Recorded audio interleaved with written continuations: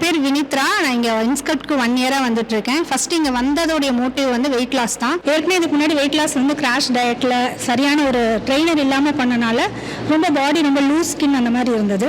இங்கே வெயிட் லாஸ்க்காக தான் வந்தோம். பட் இங்கே வந்ததுக்கு அப்புறம் தான் ட்ரெயினர்ஸ் எல்லாம் பேசினதை வச்சு தான் நம்ம வெயிட் லாஸை விட மொபிலிட்டி, ஸ்டெபிலிட்டி, ஸ்ட்ரென்த் ட்ரைனிங் எவ்வளோ முக்கியம்னு தெரிஞ்சிருச்சு.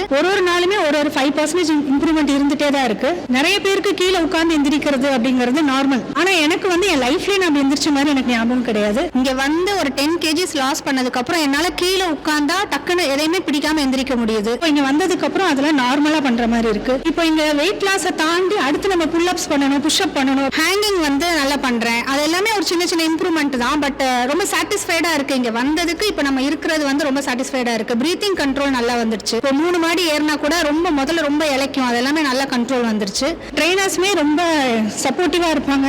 வந்த உடனே நம்ம ஆரம்பிக்கிறதுக்கு முன்னாடி பெயின் இருக்கான்னு கேட்கறதுல இருந்து கூடயே நின்றுட்டு ஒரு ஒர்க் அவுட் பண்ணும்போது இந்த மசிலை ஃபீல் பண்ணுங்க, இந்த இடத்துல உங்களுக்கு ஸ்ட்ரெயின் ஆகாம இருக்கான்னு பாத்துக்கோங்கன்னு சொல்லி ஒவ்வொரு ஒர்க் அவுட்டுக்குமே நம்ம கூடயே நின்று சொல்றது ரொம்ப பெரிய பிளஸ். அதுதான் எங்களை இன்னும் நெக்ஸ்ட் இங்க இருந்துட்டே இருக்கணும், இது ஒரு லைஃப் ஸ்டைலாவே மாத்திட்டோம், இது கம்ப்ளீட்டா அப்படியே இங்கே இருக்கணும் அப்படின்ற மாதிரி தோணுது. ரொம்ப ஹாப்பியா இருக்கு.